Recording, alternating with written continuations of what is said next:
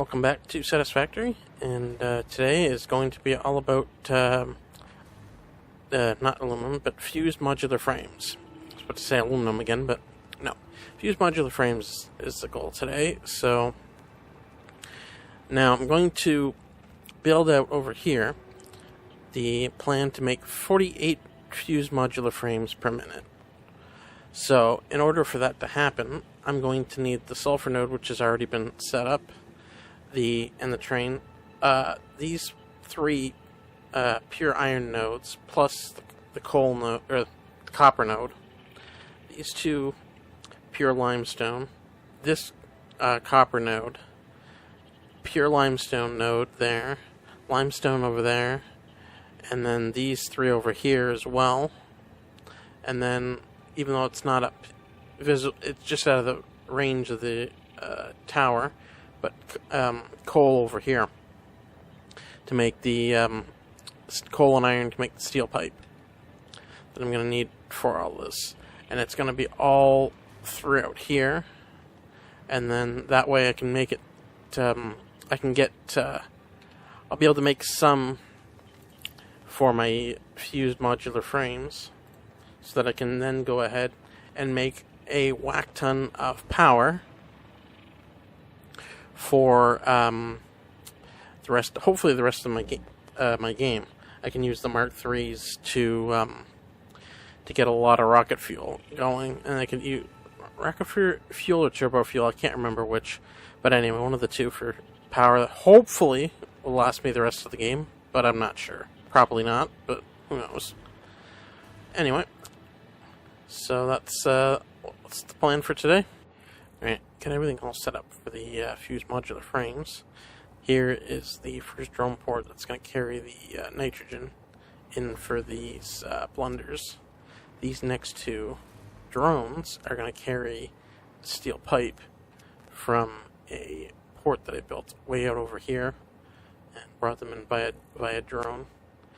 And that's going to give me the steel pipe I need for both the fused modular frames itself, or sorry, the heavy encased industrial beam, because I need the steel pipe for the alternate, and then as well as the encased industrial pipe. So those will work. And yes, I do know I can use iron pipe, but I realized that way too late, so I forgot about that. And then this one's the second one. So this one brings in extra concrete for the recipe. The heavy modular frames, I think take these lines of concrete. And then this batch here, this batch here, this setup here is for the heavy modular frames. These ones here with the weight, those are for the encased industrial beams. So, and then the steel pipe as well feeds underneath the slab to connect into these lines and this line as well. And then all of these are iron rods just for the modular frames. And then these ones here are for the iron plates to make the reinforced iron plates, which I need for the fused modular frames. So, and then these are all the iron ingots I'm going to need. 60, I think there's like 60 smelters in total on that one. And then here's the wire I need for the reinforced iron plate, because I'm using the stitched iron plate recipe, or alternate. And then those, these are all the smelters for the copper. One copper line is being fed from, say, zoom in here, over here by the coal nodes. And then I've got some concrete, I keep saying concrete, but it's limestone, being sent in by two more belts, which are right there.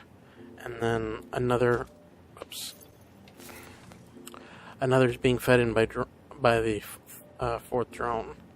Then by the sulfur node, I've got the 3 iron I'm going to need, plus the other copper node, and the last or 2 of the lost limestones, and the other 3 limestone nodes are right here. These are all feeding into the stuff right here. And then I've got the drone port for the nitrogen, and then the iron, as I showed over there. And this will start getting me the fused modular frames that I'll put in operation once I've got the fuel going for the turbo fuel. Now I run some tests to make sure everything's connected and everything's working, and B, to make sure I have enough power, because I do have enough, even though I'm only at 26 to 27,000 megawatts. I'm only consuming like 18,000, but I still need a lot more. It's still not going to be enough over time, so I'm going to need a lot more. So I'll get the. I wanted to get this partly done, or at least mostly done, so I could run some. I wanted to get it done first because it was going to be the bigger. At least I thought the bigger and somewhat more complicated job, but turns out it wasn't. When in building this, I overestimated how many I needed initially, because I wasn't using Satisfactory Modular. So I thought I needed like 3 rows of manufacturers to make heavy modular frames, and it turns out I only needed the 1. So then I didn't, and I'm not sure if I think I had put some assemblers down, but I realized I needed, but I certainly did not realize I was going to need this much space, or need this much space for all this stuff. So that was the one probably a surprise. And another thing is, another reason I'm going to delay is I need to set up as well all the bauxite. I basically need to start moving literally every single amount of bauxite I can into the area which will be down here I'm highlighting, which will be the turbo fuel, and I'll put the rest of the aluminum there. Otherwise I'm going to need. Otherwise, I'm never going to have enough to make 48, because I only have. I'm not even sure how much I'm making here at the base, so I need that. Need to get that done. So the batteries are loading up through, and bottles are all through. So, but yeah, I need to get everything working. So, or need to make more stuff before I can get going on the fused modular frames. So this will be kind of a part 1, and then part 2 will be later. But for now, I've got all this set up, and then I'll get over to the other side for the power station later. But for now, yep. So this is not going to be a very, very long video at all. It's probably going to be very short, but yeah, because I'm not going to run anything today, so I'll just hop over here as I slow down. God, this thing is slow. Need to double check something, because I've also been working on prepping for other Phase 4 builds. I wanted to see, do I start running out of rubber? Because it seems like I have, but I don't know when that happened and how that happened. Something happened, and I ended up making, or I ended up clearing out all my rubber. I'm not sure how that happened. But the entire system has been depleted, which is bizarre. Which means I may end up actually using or making another rubber factory over there as well.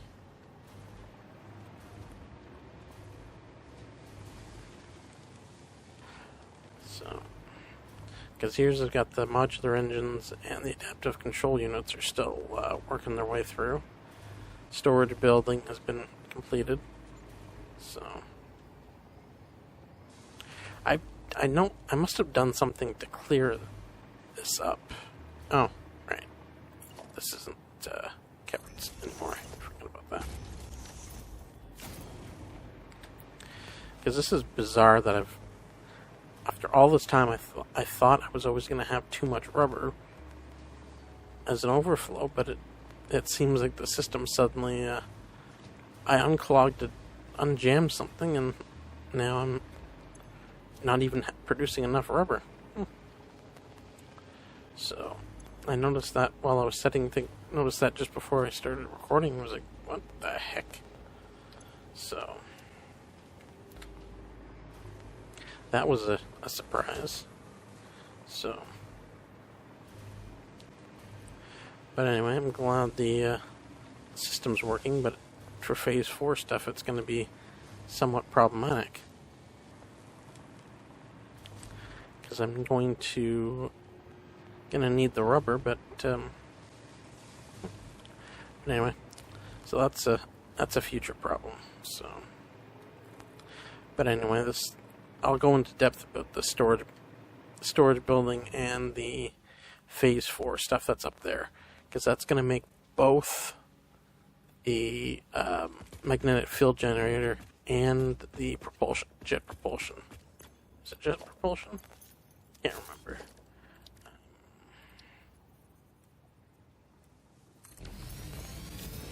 Yeah, thermal propulsion, not jet propulsion.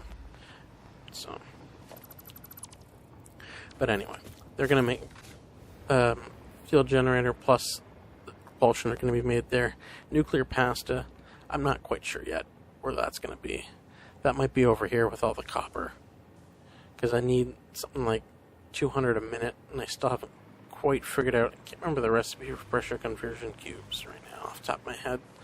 So, but I know I'm going to need those. So, but nevertheless, I've been busy. So,